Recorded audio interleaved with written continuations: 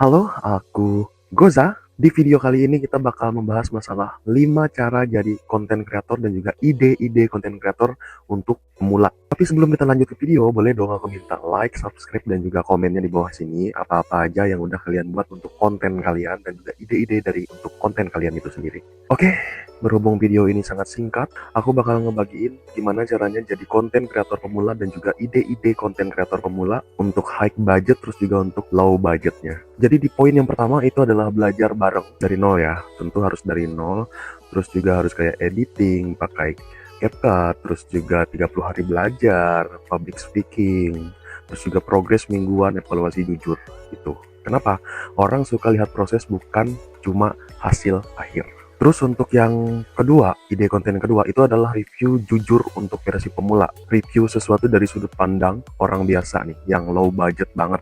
Terus juga misalkan dari barang-barang yang kita review itu, misalkan kayak mic ini, misalkan worth it nggak dibeli untuk harga 100.000 seperti itu. Terus juga review skincare untuk kulit berminyak, misalkan kulit ini berminyak kayak gitu. Dianjurkan dari si review vlognya tadi untuk menggunakan produk ini seperti itu. Terus next, benda elektronik, misalnya kita pakai iPhone second nih, misalkan gimana sih one day ataupun kayak 1 minggu juga lagi kita pakai iPhone second itu rasanya seperti apa, plus minusnya seperti apa, seperti itu. Terus poin yang ketiga itu adalah cerita singkat dan relatable. Nah, jadi yang nomor 3 itu adalah cerita singkat dan juga relatable, konten yang storytelling, ringan, dekat dengan kehidupan sehari-hari. Contohnya seperti apa?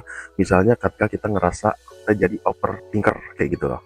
Atau juga contohnya bisa jadi pelajaran hidup, misalkan dari ditolak kerja. Seperti kayak kalian itu menceritakan kehidupan kalian yang nyata, seperti itu. Misalkan, besok aku mau ngapain lagi ya? Besok kita punya rencana kerja ataupun rencana latihan. Besok latihan kita adalah ini, seperti itu. Itu adalah cerita singkat yang sangat relate banget gitu loh. Poin yang keempat itu adalah edukasi simple 60 detik. Jadi di situ kita bisa jelaskan satu hal kecil tapi berguna gitu loh. Jadi kalian menjelaskan hal yang kecil tetapi berguna seperti itu. Nah, contohnya apa lagi? Nah, jadi dalam edukasi seperti video ini, dalam edukasi jadi dia ada judul dan terus juga ada apa yang harus dijelaskan seperti itu. Misalkan kayak edukasi simpel 60 detik, berarti dia harus ada contoh. Contohnya seperti apa?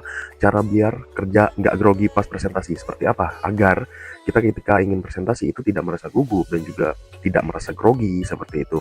Terus juga ada contohnya 3 trik biar lebih fokus. Jadi misalkan 3 trik nih agar lebih fokus. Seperti apa gitu. Dari yang trik pertama, kedua, ketiga, agar kita lebih fokus ketika menyampaikan presentasi itu seperti apa, seperti itu.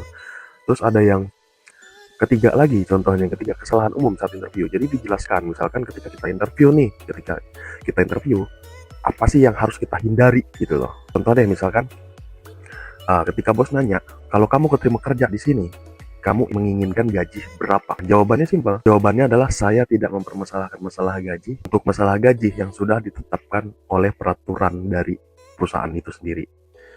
Jangan dong misalkan gaji orang 4 juta dan kalian mintanya 10 juta, jangan.